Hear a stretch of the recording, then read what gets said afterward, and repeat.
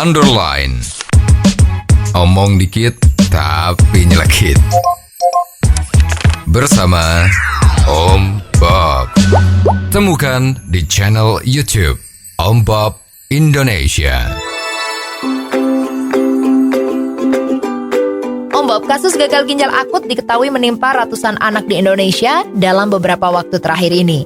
Untuk itu Kementerian Kesehatan RI pun menghimbau penyetopan segala obat berbentuk cair atau sirup. Bagaimana Om Bob menggarisbawahi masalah ini? Ya, ini kasus ini kan begitu mendadak ya.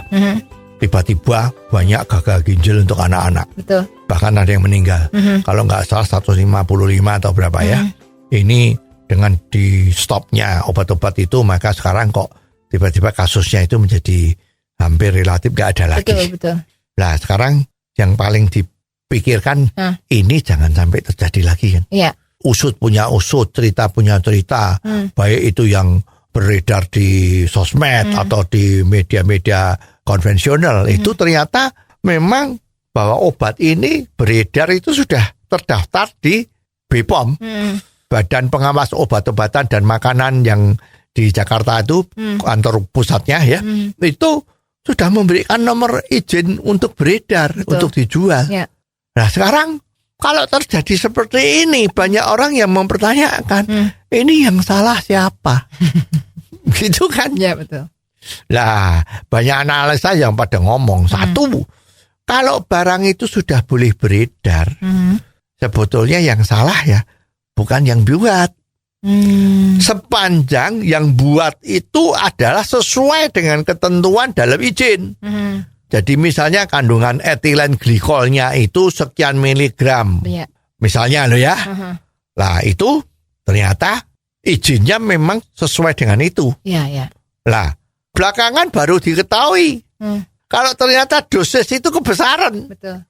Jadi sepertinya itu oknum dari BPOM itu ya biasa atau istilahnya kan kecolongan. Izin diberikan, ternyata bahwa dosis yang gede seperti itu adalah tidak aman bagi anak-anak. Betul.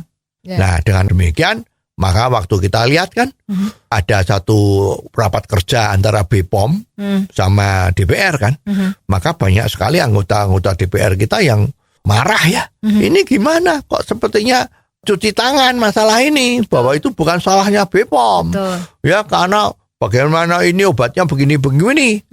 Tapi sebaliknya dari pengusaha itu dia juga mengatakan, loh ini kan sudah diizinkan sama BPOM. Kalau sudah diizinkan sama BPOM dan kita tidak melebihi dari BPOM itu kan tidak salah. Ya, maka di sini adalah sebetulnya boleh dikatakan pengawasannya yang kurang ketat. Kita nggak ngerti kenapa kok bisa ini terjadi. Nah, tanggung jawabnya mestinya loh ya. Ya yang terlibat dengan masalah memberi izin ini ya harusnya tahu diri deh. Untuk mengundurkan diri bahwa you punya kerja telah mengakibatkan 150 lebih orang meninggal. Nah ini kan juga sebetulnya kasus pembunuhan kan yang tidak langsung.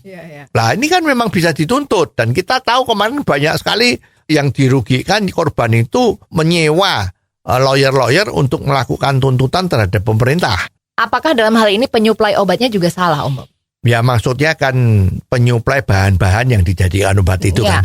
Ya menurut orang-orang umum itu penyuplainya nggak salah.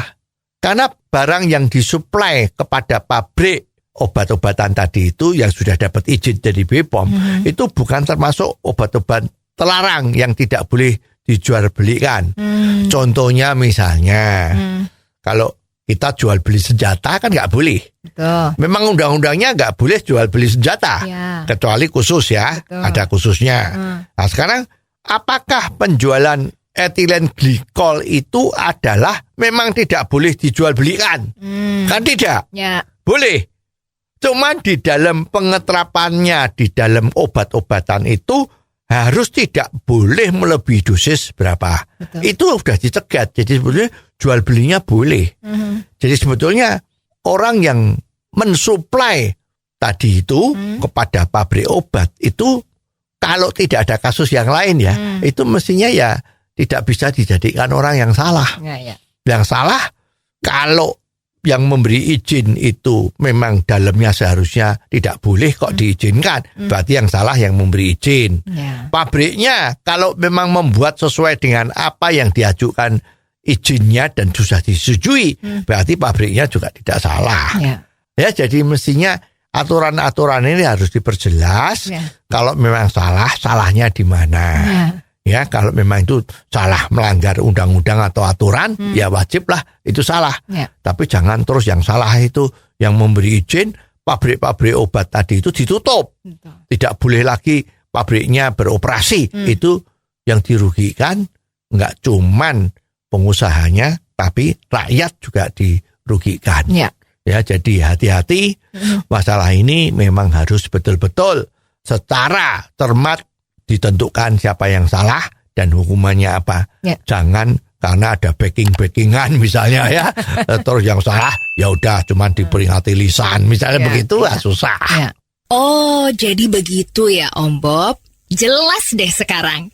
Terima kasih Om Bob untuk waktunya. Sampai ketemu lagi di waktu yang akan datang. Underline. Omong dikit tapi nyelekit. Bersama Om Bob. Jika Anda suka dengan channel ini, jangan lupa subscribe, like, dan komen.